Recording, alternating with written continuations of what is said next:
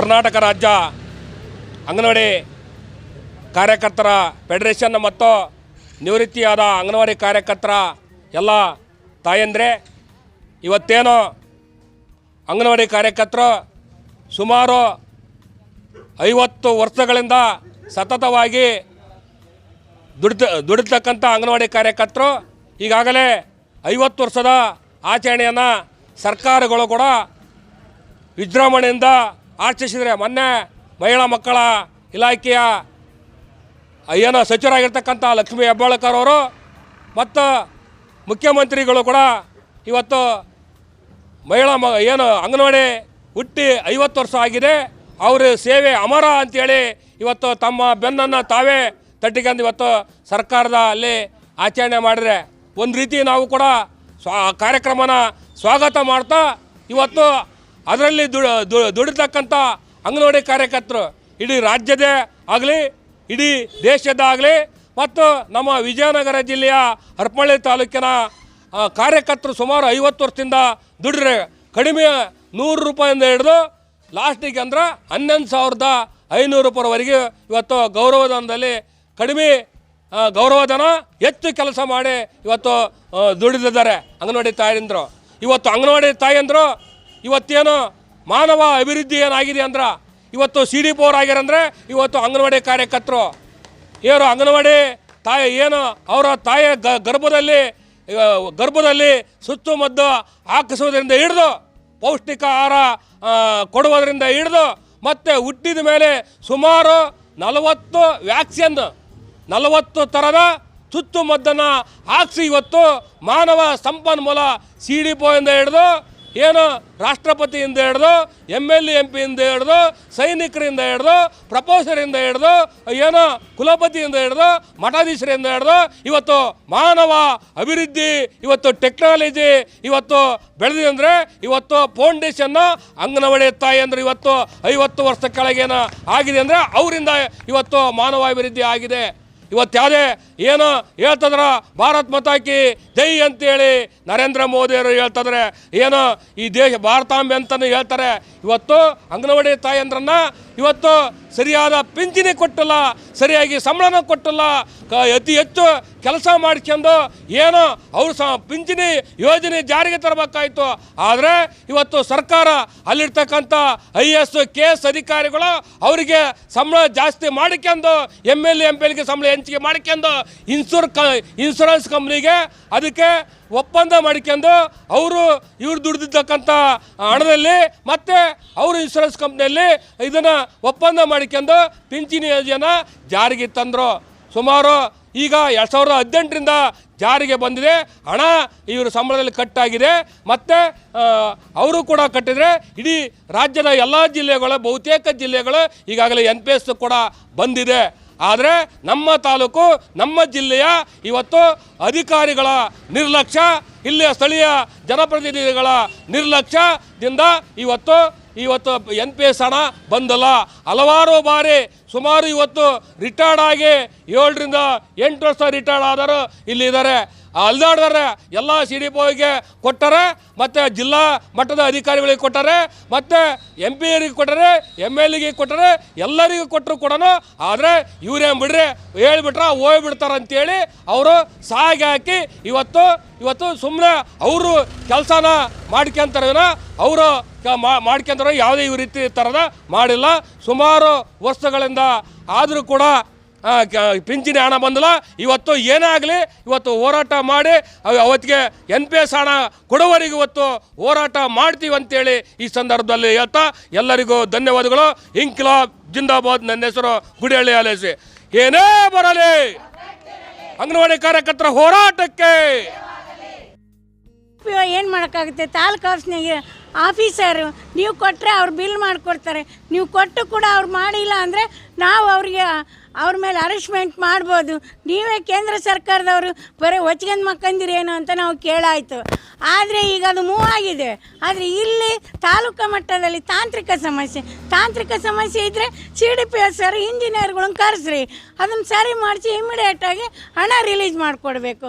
ಇನ್ನೂ ಒಂದು ಕೇಂದ್ರ ಸರ್ಕಾರ ಮತ್ತು ತಾಲೂಕು MLA ಅವ್ರಿಗೆ ನಾವು ಫೋನ್ ಮಾಡಿದರೆ ಅವರು ಮಾತಾಡೋಕ್ಕೆ ರೆಡಿ ಇಲ್ಲ ನಮ್ಮ ತಾಲೂಕಿನಲ್ಲಿ. ನೀವು CDPO ನಂಬರ್ ಮೆಸೇಜ್ ಮಾಡಂತಾರೆ. ಒಬ್ಬ MLA ಆಗಿ CDPO ನಂಬರ್ ಇರಲ್ಲ ಏನ್ರಿ ಅವ್ರ ಹತ್ರಗ.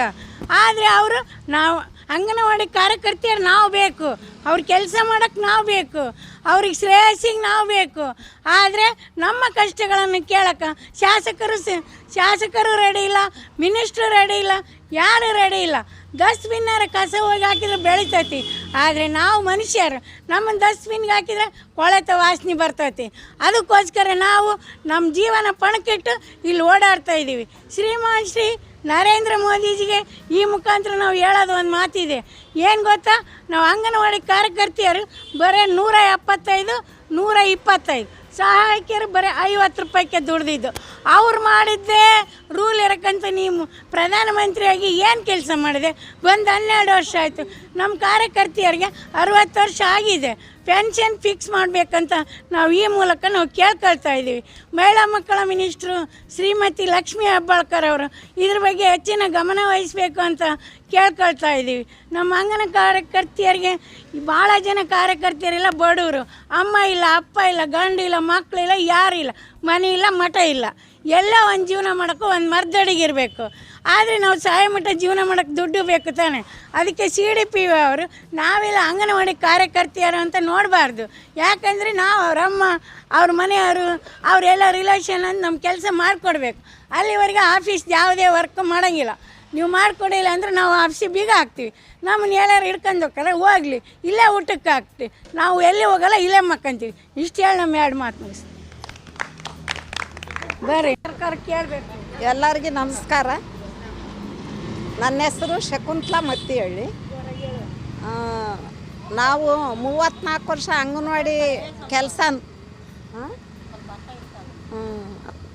34 ವರ್ಷ ಅಂಗನವಾಡಿ ಕೆಲಸ ಮಾಡಿ 175ರಿಂದ ನಾವು ಕೆಲಸ ಮಾಡಿದ್ವಿ. ಆದರೂ ನಮಗೆ ಯಾವುದೇ ಒಂದು ಪೆನ್ಷನ್ ಇಲ್ಲ, ಏನಿಲ್ಲ. ನಮ್ಮ ದುಡ್ಡ NPS ಅಂತ ಮುರ್ಕೊಂಡು ನಮ್ಮ ದುಡ್ಡ ನಮಗೆ ಕೊಡೋಕೆ ಈಗ 8 ವರ್ಷ ಆಯ್ತು.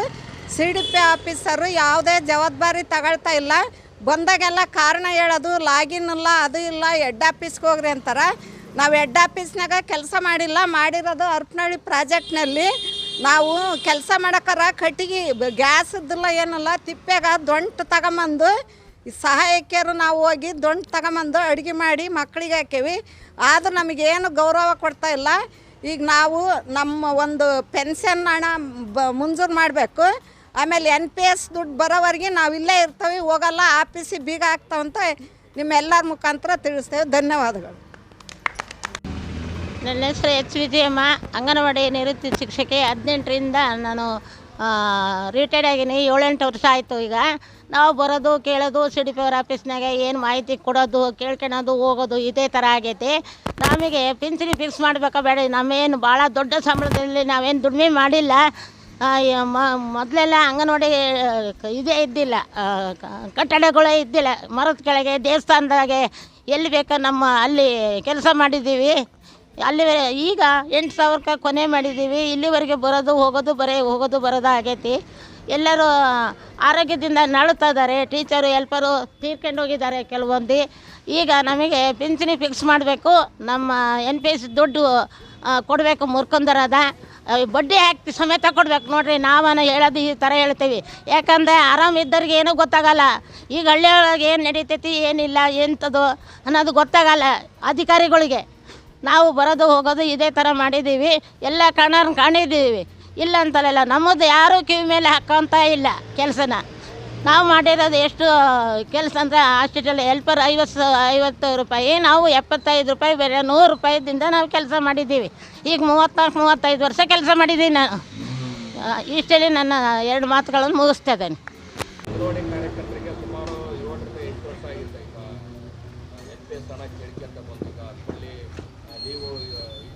ಅಧಿಕಾರಿಗಳು ಕೂಡ ನಿರಂತರವಾಗಿ ಹೇಳ್ಯಾರ. ಆದರೂ ಕೂಡ ಹಣ ಬಂದಿತ್ತು, ಬರೋದು ಹೋಗೋದು ಆಗಿದೆ. ಎಲ್ಲ ಅಧಿಕಾರಿಗಳಿಗೆ ಹೇಳಿದೆ.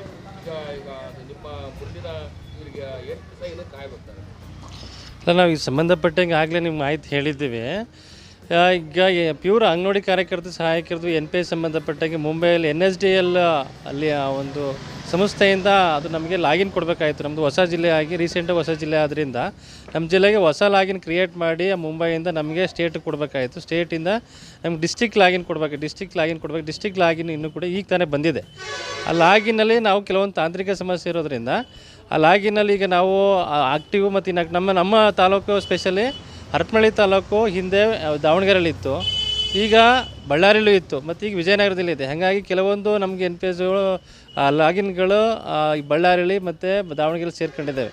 ಅವೆಲ್ಲವನ್ನು ಚೆಕ್ ಮಾಡಿ ಅವನ್ನ ಇನ್ಆಕ್ಟಿವ್ ಇರೋವನ್ನ ಆಕ್ಟಿವ್ ಎಲ್ಲನೂ ನಾವು ಈಗ ಆನ್ಲೈನಲ್ಲಿ ಅಪ್ಡೇಟ್ ಮಾಡಬೇಕು, ಕಳಿಸ್ಲಿಕ್ಕೆ ನಮಗೆ ಲಾಗಿನ್ ಬಿಟ್ಟಿದ್ದಾರೆ. ಲಾಗಿನಲ್ಲಿ ನಾವು ತಾಂತ್ರಿಕ ಸಮಸ್ಯೆ ಇರೋದ್ರಿಂದ ಅದು ಪರಿಶೀಲನೆ ಮಾಡಿ ಲಾಗಿನಲ್ಲಿ ಎಂಟ್ರಿ ಮಾಡಿ ಕಳಿಸ್ಕೊಡ್ತಾ ಇದ್ದೀವಿ. ಈಗ ಅದು ಪ್ರಕ್ರಿಯೆ ಹಂತದಲ್ಲಿ ಇದೆ. ಈಗ ನಾವು ಆಗಲೇ ಹೇಳ್ದಂಗೆ ಇನ್ನೊಂದು ತಿಂಗಳಲ್ಲಿ ಅದು ಆಗ್ತದೆ ಅಂತ ಹೇಳ್ತಾ ಇದ್ದೀವಿ. ನಿಜ ಈಗ ಅಲ್ಲಿ ಆಗೋಸ್ಕರ ಈಗ ನೀವೀಗ ಅದಕ್ಕೆ ನಾವೀಗ ಕೊಟ್ಟಿರ್ತಕ್ಕಂಥ ನಾವೇನೀಗ ಆಲ್ರೆಡಿ ಕೊಟ್ಟಿವಿ, ಮನವಿ ಪತ್ರ ಕೊಟ್ಟಿರೋದು ಒಂದು ಕಳಿಸಿರೋದು ನೀವು ಸಂಬಂಧಪಟ್ಟ ಇನ್ಶೂರೆನ್ಸ್ ಕಂಪ್ನಿಗಳಿಗೆ, ಸಂಬಂಧಪಟ್ಟ ಮೇಲಧಿಕಾರಿಗಳಿಗೆ ನಿಮ್ಮ ಇಲಾಖೆಯಿಂದ ನೀವು ಏನು ಕೆಲಸ ಮಾಡಿರ್ತಾರೆ? ನಾವು ಇನ್ಶೂರೆನ್ಸ್ ಕಂಪ್ನಿಗೆ ಬರೆಯೋದಿಲ್ಲ, ನಾವು ಹೆಡ್ ಆಫೀಸಿಗೆ ಮತ್ತು DD ಆಫೀಸ್ಗೆ ಮನವಿ ಪತ್ರಗಳನ್ನ ಕಳಿಸ್ಕೊಟ್ಟಿದ್ದೀವಿ. ಏನೇನು ಅವ್ರ ಮಾಹಿತಿ ಕೇಳಿದ್ರೆ ಎಲ್ಲ ಮಾಹಿತಿಗಳು ಕೂಡ ನಾವು ಆ ಫಾರ್ಮ್ಯಾಟಲ್ಲಿ ಫಿಲ್ ಮಾಡಿ ಕಳಿಸ್ಕೊಟ್ಟಿದ್ದೀವಿ. ಆದರೆ ಸಮಸ್ಯೆ ಏನಾಗಿದೆ, ಇದು ಆನ್ಲೈನ್ ಅಪ್ಡೇಟ್ ಮಾಡಬೇಕು. ಲಾಗಿನ್ ಸಮಸ್ಯೆ ಆಗಿತ್ತು. ಲಾಗಿನ್ ಸಮಸ್ಯೆ ನಮಗೆ ಸ್ಟೇಟಿಂದ ಲಾಗಿನ್ ಬರಬೇಕಾಗಿತ್ತು. ಲಾಗಿನ್ ಬರೋದು ವಿಳಂಬ ಆಗಿತ್ತು. ಈಗ ಲಾಗಿನ್ ಬಂದಿದೆ. ಲಾಗಿನ್ ಬಂದಿರೋದ್ರಿಂದ ಈಗ ಅಪ್ಲೋಡ್ ಮಾಡೋದಕ್ಕೆ ಏನು ಸಮಸ್ಯೆ ಇಲ್ಲ, ಅಪ್ಲೋಡ್ ಮಾಡಿಕೊಡ್ತೀವಿ.